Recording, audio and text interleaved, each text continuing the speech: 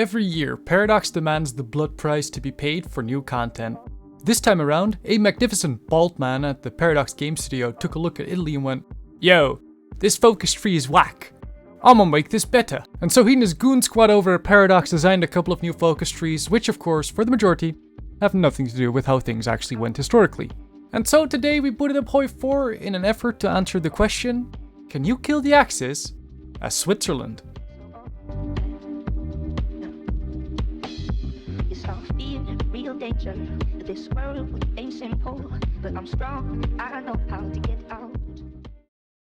Armament mode and historical AI focuses on. Let's get this party started. So, welcome to Switzerland, the country of chocolate, mountains, and interesting financial policies. The purpose of today's playthrough, though, is to secure our gold. And to do that, we're going to destroy the Axis. Now, of course, Switzerland starts with, a small, not that productive economy, but don't worry, we have a plan for that.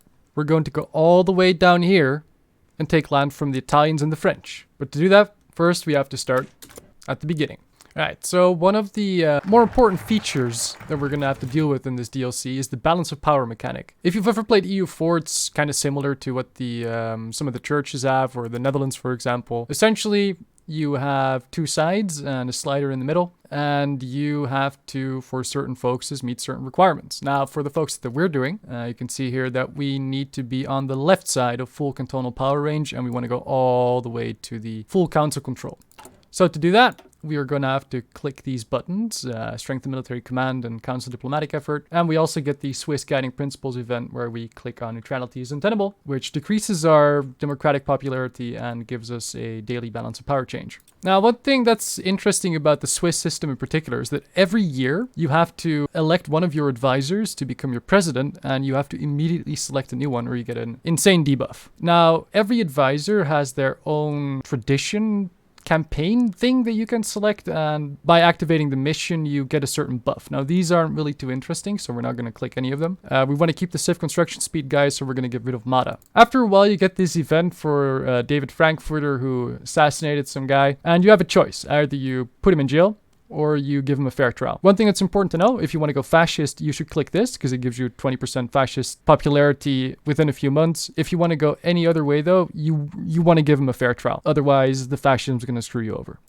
Alright, so we've just done most for early focuses, and now we're going to go for the Gotthardbund, which is going to directly lead to the path to press for Vorarlberg. However, we're not going to immediately do this, because in the event files for the French and the Italians and Austria as well to accept your request for their land, you actually need to have a big army in order to be able to, force them to accept the events. However, right now, we cannot train anything except for Swiss militia, and this is not enough for us to actually force them to accept our demands. So what we're going to do first is we're going to wait until we have the requirements for Switzerland on the offensive. This removes the militia mechanic from us and allows us to actually train units. In the meantime, we also have our ability to elect a new president. Here you can see that the arms industry dude, when you select him as your president, there you go. When decision is removed, gain 1 research slot. Pretty damn powerful. However, we're not going to take him immediately. Instead, we're going to get rid of our civ boost guy because he has the most democratic support, and we, of course, don't want that in our country. The focus is about to finish. Let's see if they are interested in,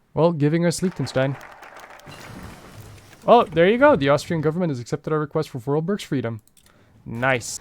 150,000 people, a mill, and a civ. Well, with our economy, I don't think we have any right to complain. And there we go. Switzerland on the offensive is done. And now you'll notice that our templates are no longer locked. We're going to make this our standard template, which is going to be a 21 width with 9 infantry battalions and a artillery battalion. And for support, they'll have engineers and Swiss artillery. All right, so that's our main template. We're also going to make, of course, a tiny template. I'm sure you guys will have seen this plenty times before. And we're just going to deploy 80 of these. Now, the whole purpose of these is just we're going to insta-deploy them. Right before we demand land from any of these guys, we're going to turn them into the Swiss infantry template. They're not going to be fully equipped because, this is our production line. It's not quite there yet, but once we get their territories, it'll fill up in no time. Are we going to get lucky? There you go. Austria will join Switzerland, and every core state is now a core of Switzerland. All right, we now have roughly 1 million men in the field. The focus is about to finish. Let's see if we get lucky. Mr. Blum, be a nice man. Give us the mountains. Yikes. Well, we all know what that means.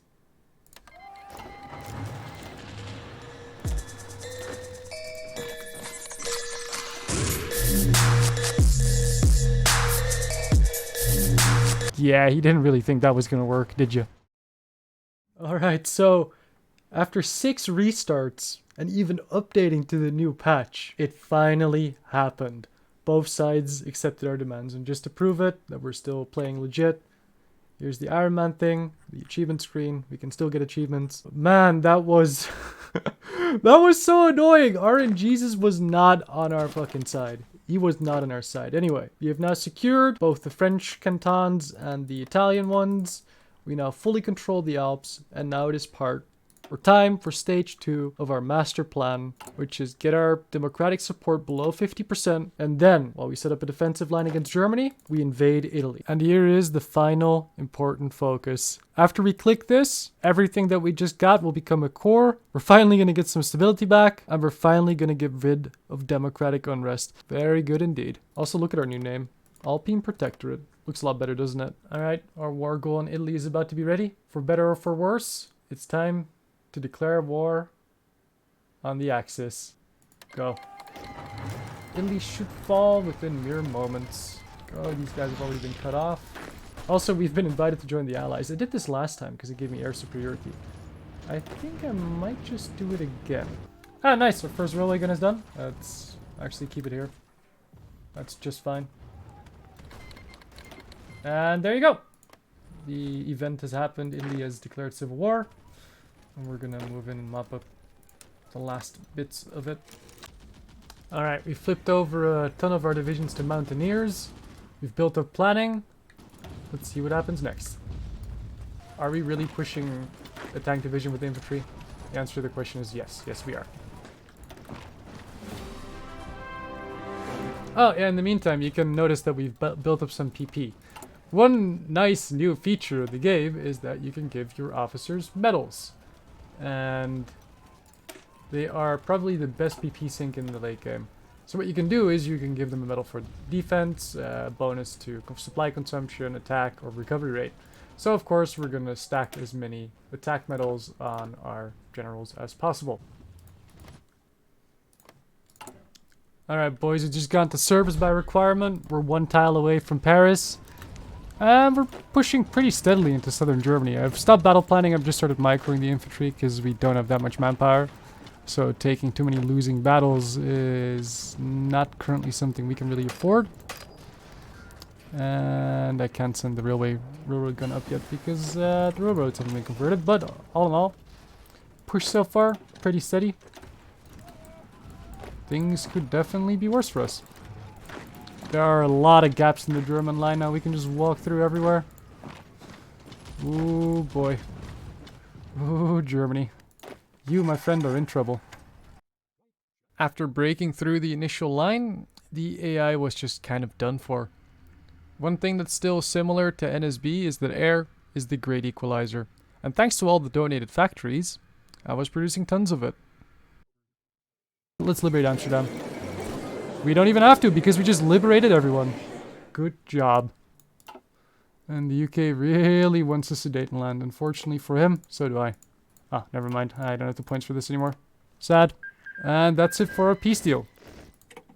Now, did we get any achievements? Because I'm not actually sure. Ah, there you go. And you get a canton. Everybody gets a canton. You shall not pass. Switzerland win a defensive war without ever losing Western Swiss Alps, Eastern Swiss Alps, or Ticino. We got as Switzerland to have 24 states. Wait, defensive war? Didn't we just fight an offensive war? Honestly, the new DLC has been a lot of fun so far. And we've got more content coming up. I apologize for the slow burn lately, but I've been incredibly busy in real life, unfortunately. As always, thank you very much for watching, and if you... So the UK fought with me tooth and nail over this one province, the fucking Sudetenland, and they gave it to... We just fought 2 years to... The AI in this game, I swear.